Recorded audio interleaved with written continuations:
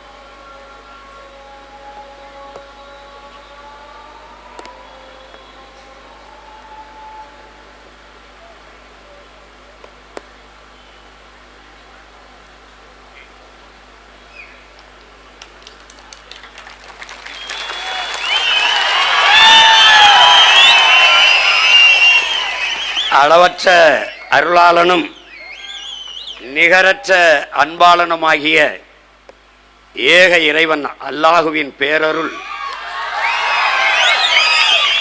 நம் எல்லோருக்கும் கிடைக்கப் பெறுவதாக. ஆமென்.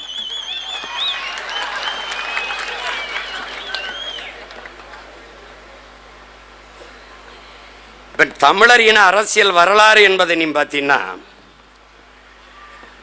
உன்னுடைய எல்லையை மீட்க போராடிய பெருந்தகைகள், உன்னுடைய தாத்தாக்கள் மார்சல் நேசமணியோ, நம்முடைய சிலம்பு செல்வர் தாத்தா மாப்போசியோ இல்லை. உன்னுடைய மொழி மீட்க காக்க போராடிய தனித்தமிழ் அடிகளார் தாத்தா மறைமல் அடிகளாரோ, முத்தமிழ் காவலர் தாத்தா கியாப்பே விஸ்வநாதமோ, தாத்தா அண்ணல் தங்கவோ கிடையாது. பொது உடைமை தத்துவத்தின் பிதாமகன் தாத்தா சிவானந்தம் அவர்களோ, சிந்தனை சிற்பி தாத்தன் சிங்காரவேலரோ, இது போன்ற எந்த அடையாளமும் உனக்கு கிடையாது. இந்த நாட்டின் மக்களின் மானம் கப்பல் எறிவிடக்கூடாது என்பதற்காக கப்பலோட்டிய நம்மளுடைய பாட்டன் செக்கிழுத்த செம்மல் வாவு சிதம்பரனாருடைய வரலாறு கிடையாது. நம்ம எல்லாம் படிக்க வைத்த பெருந்தலைவன் தாத்தன் காமராஜ் வரலாறு கிடையாது. தெய்வ திருமகன் நம்முடைய தாத்தா முத்துராமலிங்கத்தர் வரலாறு கிடையாது. இப்படி தமிழின முன்னோர்கள் எதுவும் நம் அடையாளங்கள் இல்லை. ஐயா ஈவேரா அவர்களிடத்தில் இருந்துதான் இவர்கள் தொடங்குவார்கள். இவர்கள் இதேதான் பேசிக்கொண்டிருப்பார்கள். ஆனால் உண்மையில் உன்னுடைய வரலாறு எங்கு தொடங்குகிறது? உடன் பிறந்தானே நம்முடைய ஆதி தகப்பன் என்று நம்முடைய மொழியின் உயிர் எழுத்தை ஆ என்ற எழுத்தை எழுத தொடங்கினானோ அன்று தொடங்குகிறது தமிழனுடைய அரசியல் வரலாறு. எத்தனை ஆயிரம் ஆண்டுகளுக்கு முன்பு உன்னுடைய வரலாற்றின் தொடக்கம் இருக்கிறது என்பதை பார். இந்த பெருங்கடலுக்குள்ளே உலகிலே முதலில் கப்பல் ஓட்டியவன் நம்முடைய பாட்டன் அரசனுக்கு அரசன், பேரரசனின் பெருமகன் அரசேந்திர சோழன்.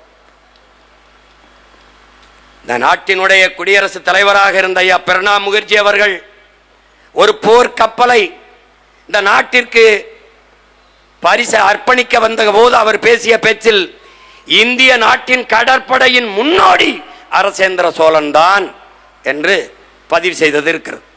அன்று இந்த நிலத்தில் ஒரே ஒரு மகன் தான் கேட்டேன். அப்படி என்றால் அந்த கப்பலுக்கு பேர் ஏன் அர்ஜுனா என்று வைத்தீர்கள், அரசேந்திர சோழன் என்று ஏன் வைக்கவில்லை என்று கேட்டேன். அந்த பதிவும் இருக்கிறது. எத்தனை வரலாற்று சுவடுகளை இவர்கள் திட்டமிட்டு மறைத்தார்கள், நம் நினைவிலிருந்து கடத்தினார்கள் என்பதை நீ கவனிச்சுக்கணும். இன்றும் என் அன்பு உடன் பிறந்தானே, நீ வல்லவாய் பட்டேலை படிப்பாய், உன்னுடைய பாட்டன் வாவு சிதம்பரனாரை படிக்க மாட்டாய். நீ சான்சிராணியை படிப்பாய், நம்முடைய வீர பெரும்பாட்டியார் வேலுநாச்சியாரை படிக்க உனக்கு வாய்ப்பில்லை. இப்படி திட்டமிட்டு நீ வரலாற்றில் புறக்கணிக்கப்பட்டாய். இதிலே இந்த கோட்டையை மராட்டிய மன்னர்களின் படைத்தளம், பயிற்சி களம் என்று எடுத்து யுனெஸ்கோவை அறிவிக்க சொன்ன நாட்டின் பிரதம அமைச்சர் இங்கே கங்கை கொண்ட சோழபுரத்திற்கு எதற்காக வந்தார்? யாருடைய அழைப்பின் பேரிலே வந்தார்? காரணம் என்ன? இதை கொடுத்துவிட்டு தமிழ் மக்கள், பிரபாகரனின் பிள்ளைகள், தன்மானமிக்க தமிழ் பிள்ளைகள், என் போன்ற பிள்ளைகள் கொதித்து எழுகிறார்கள் என்று அறிக்கை விட்டவர் விறுவிறு என்று வந்து கங்கை கொண்ட சோழபுரத்தில் நிற்கிறார். கங்கை கொண்ட சோழபுரத்திலே என் அருமை பாட்டன் அரசேந்திரன் கட்டிய நாகநாதர் கோயில் எங்கே? செங்கலாக பேர்த்து கீழே வீசியவன் எவன்? யார்? அவன் வெட்டிய 16 கிலோமீட்டர் வீர நாராயணன் ஏரியை தூத்து போட்டவன் எவன்? அதை தூர்வாரி பராமரிக்க தவறியவன் எவன்? யார்? இதை பற்றி இந்த நிலத்தில் ஏன் ஒரு குரல் கூட எழவில்லை? இங்கே வந்த மாண்புமிக்க பிரதமர் மோடி அவர்கள், என்னுடைய பாட்டன்கள், உலகை கட்டி ஆண்ட பேரரசன்கள், கடல் பல கடந்து படை பல நடத்தி உலகத்தின் பல்வேறு நிலப்பரப்புகளை வென்று மூன்றாவது பெரிய வல்லரசை நிறுவிய அரசனுக்கு அரசன் அருள்மொழி சோழன் அவன் மகன் அரசேந்திரன் இருவருக்கும் நான் சிலை எழுப்புவேன் என்று சொல்கிறார் என்றால், இத்தனை வருஷமா இந்த திராவிட புடுங்கிகள் புடுங்கிறது என்னடா? புடுங்கிறதல்ல. என்ன பண்ணிட்டு நீ? என்ன பண்ணிட்டு? இது யாருடைய நிலம்? யாருடைய இடம்? என் பாட்டனின் பாத சுவடுகள் பதிந்த இடம். அந்த இடத்துல நீ என்ன பண்ண? கட்டளை. உடையாளூரிலே என் பாட்டன் ஒரு கூரை மேற்கூரை கிழிஞ்சு இத்து உத்து போன கூரையிலே 4 குச்சிக்கு இடையில சாஞ்ச சிவலிங்கமா இருக்கு. அவனை அடக்கம் பண்ணிய இடம். நான் பொய் சொல்வேன்னு நினைக்கலாம், நீ போய் பார்த்து வா. சத்தியம் செய்து வந்தேன் அவன்கிட்ட. இருந்த பூசாரி சொன்னார், அன்றைக்கு ஐயா கருணாநிதி அவர்கள் முதலமைச்சர் தொடர்ச்சியாக என்னை சிறைப்படுத்திக் கொண்டிருந்த காலம் நான் போனேன். உடையாளூருக்கு போய் வழிபட போனேன். அப்போது என் தம்பி மணி செந்தில் எல்லோரும் வந்திருந்தாங்க, இமாயின் எல்லாரும்.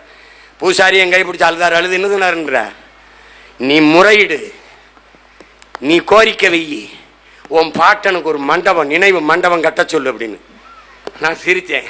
இந்த பயலுக்கு இதெல்லாம் தேவைதான், இவனுக்கு தேவைதான். இவன் உலகம் பூரா போய் படையை கட்டி அங்கே போய் கொடியேற்றிவிட்டு எங்களை குடியேற்றாம விட்டு வந்துட்டான். எங்களுக்கு படையெடுத்து வந்தவன் கொடியேற்றி அவன் மக்களை புறம் குடியேற்றிட்டு போயிட்டான். விட்டு வந்துட்டான். பொழுதுபோக்கு போர் செஞ்சு விட்டு அவன் காலில் விழுந்தோன்னே, ஆஹா சரி சரி சரி சரி நீ ஆண்டுக்கா கப்பத்தை மட்டுங்கிட்டு வரவா, பாய் பாய். யார்? நம்ம பரதேசி தான். விட்டு வந்துட்டாப்ல. இங்க வந்து படுக்கடம் இல்லாம குட்டியை சொரு மாதிரி கிடக்கல. அவங்கட்ல கோயிலுக்குள்ளே அவங்க சிலை இல்லடா, உள்ள வைக்க மாட்டான். வெளியில வச்சது யாரு தெரியுமா? வாட்ச்மேன் வேலை பார்த்துக்கிட்டு இருக்காப்ல. பெருவுடையார் கோயிலுக்கு போ, வாசல்ல வாட்ச்மேன் நிக்கிறாப்ல. யாரு? நம்மால் தான். அப்ப போகும்போது அவனுக்கு ஒரு உனக்கு தேவைதான்டா டேய். கோயிலுக்கு உள்ள கட்டிய பெருவுடையார் கோயிலை கட்டிய பெருமா மன்னனை வைக்கலடா, வைக்கலடா, வைக்கல. அந்த பெருமையை நம் பாட்டனுக்கு தரல. இவெல்லாம் சிலையை உள்ள வச்சு திறப்பாரு ஐயா கருணாநிதி நினைச்சுட்டான்டா. வெளியில வாசல்ல வச்சு திறந்து விட்டாப்ல. எதிர்த்த மாதிரி அண்ணா சிலை, இங்க நம்ம பாட்டன் சிலை. முன்னாடி உட்கார்ந்துருக்கான்ல, இப்படி ஒரு கூட்டம் இருக்கலடா, எல்லாத்தையும் கைதட்டி கஞ்சி குடிக்கிற கூட்டம் ஒன்று இருக்குல்லடா. என்ன இவர் திறக்கலது காரணம் சொல்றாரு, மன்னன் அண்ணனை பார்க்க, அண்ணன் மன்னனை பார்க்க. இந்த ரைமிங்ல கைதட்டிட்டான்டா. தலைவர் பின்னிட்டார், முடிஞ்சிடா. இதிலே விழுந்தவங்க தான்டா அவங்க, இதிலே விழுந்தவன் தான். கடைசி அவர்கிட்ட என்ன சொல்லிட்டு வந்தேன், 1000 வருஷம் காத்திருந்தவன் இன்னும் ஒரு 5 வருஷம் இருக்க மாட்டானா?